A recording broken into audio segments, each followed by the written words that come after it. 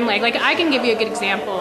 An old boyfriend that I had told me that he didn't believe that that kind of magic worked because when he was a little boy, he put a list of all the toys he wanted for Christmas, and then he buried it under the rock and said, this is what I want for Christmas, and I'm going to get them, because he really believed in magic. And then he went back the next day expecting all the toys to be under the rock, but they weren't there.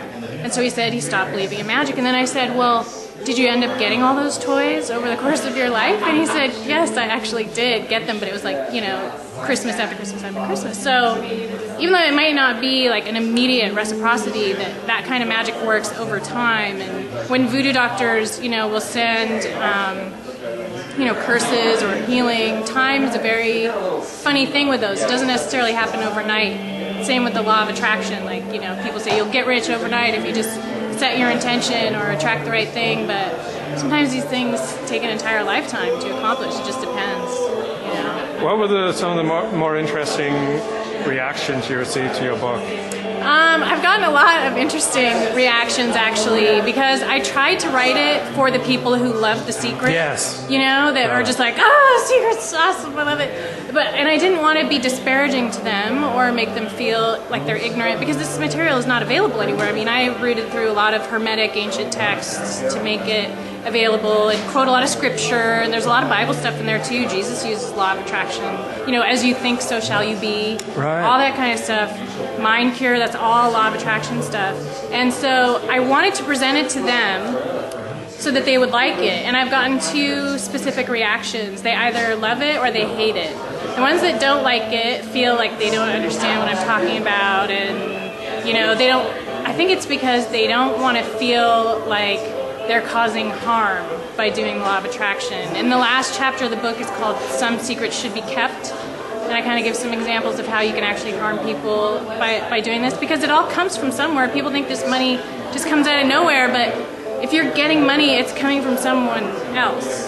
And us Americans, with our entitlement, all our money is, you know, taken from the whole rest of the world. And we just like hog it all here, and then everyone else is suffering everywhere else. And people don't really want to think about that. You know, like Rhonda Byrne in her mansion in Montecito, you know, I doubt really wants to imagine that even though she has all these millions of dollars, that people in the rest of the world have nothing. So for that reason, I think some people don't really like it, because they don't like to face up to that. And then I've had the opposite end where people were like, I had no idea about this, I didn't realize the implications, you know, they were very excited that I made the history available to them. So for me, that's what made it worthwhile, is that I could give people access to that information that they hadn't even considered, you know, that are actively using the law of attraction and performing voodoo, that they didn't even know what they were doing, and I was able to show them that, you know, they should think about it a little more. Aside from the fact that you're able to retire now and never work again. Yeah, right.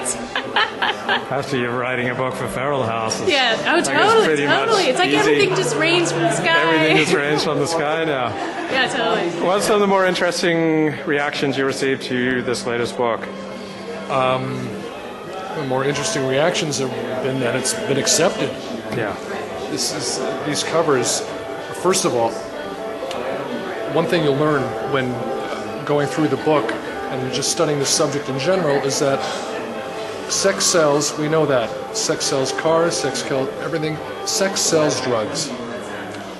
These covers, all the women on the covers, it's as if only women are drug users, not men.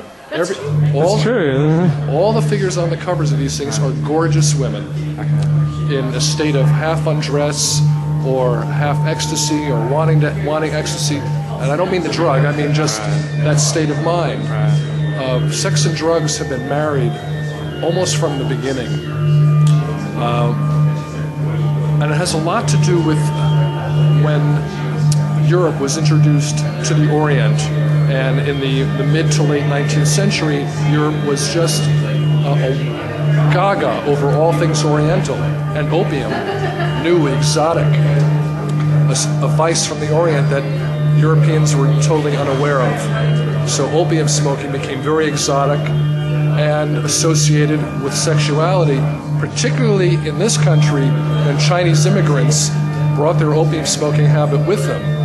Now, if you took opium, either in laudanum, which is a tincture of opium, or in morphine, for medical reasons, that's okay. You had a medical reason for doing it. But then as now, if you smoked opium for pleasure, that's bad.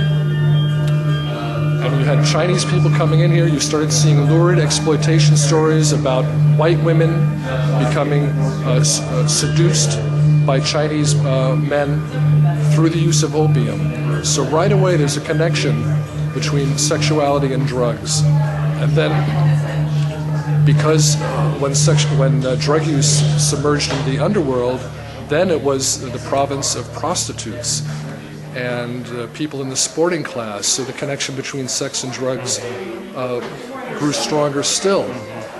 Then in the post-World War II era, you start seeing all these paperbacks where the message is sex, drugs, sex.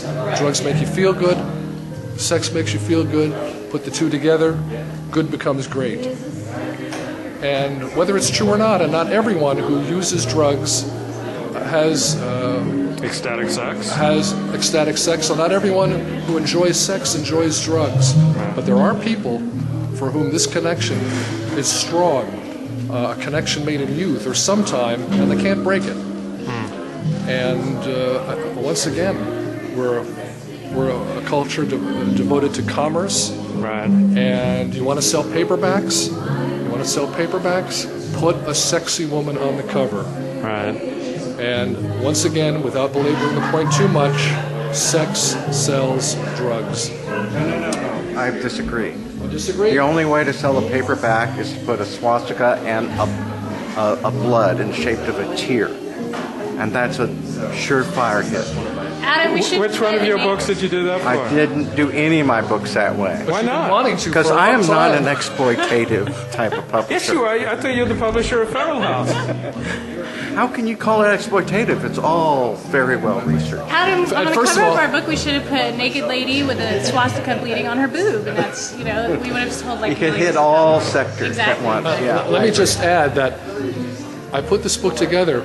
Well, first of all, I sold the idea to Adam about 3.5, almost 4 years ago. In a drug-induced haze? No, not Is at that all. when you- After they- Yeah, Came in the I have to contract? come to grips with that. It came right off of Cinerama. I pitched the idea to Adam, They're great ideas, yeah. who went for it immediately. But I can't think of any other publisher in this country Yeah. who would have the nuts to put this book out. There really isn't anyone. Adam's the only guy who gives fair He's not an go ex- he to doesn't- serial killers. He's I not mean, exploitative. He's an Look, iconic everybody's human. he's got a painting of Joseph Stalin in his. Do you still where's your well- Joe Stalin painting these days? Jody doesn't really care for that so much. It's now in the attic. It's not in the bedroom. Well, sometimes for special events they bring it out. Am I hearing that the attic is becoming the new Feral House vault for all things that can't be in, mainstream? Yeah, there's an aesthetic taboo there. That's what Are it you is. limited on what you're allowed to publish now that you're married? No, because Process Media is our collaborative effort. At Feral House, she can't get even She near can't it. put her hands near. No, it. no, but that's a collaborative effort. And it's got the anima as well as the animus, and it's got all the, and we're getting really. I wanted something. I had more womanly quality to it that I can't really reach that well. Other than the Suicide Girls. Yeah, well, yeah, that was, of course, yeah. So what role did you play in their books? Were you what the book? benevolent father figure? Were you the judging patriarch? Which book? Were you Which the book are you- supportive, nurturing? Their Well, books. Adam the helped one, a lot with my book. Yeah, how did he co-wrote And it? it came out of conversations that we had about the secret, so it was. Did he pull his totally- weight, or Oh, yeah, did he just like put his name on it? And because No, he Maja wrote it all, and I just threw my name threw on his it. name on it? Yeah. No, Because I that's the way admit men that have now. treated women for thousands of years. Right. And then we suffer silently. Yeah, well, Maja was a good sport about the whole thing, taking away her credit, the proper credit. No, it was like we both And worked Jody on helped it too. together. Jody helped, yes. Totally. It's.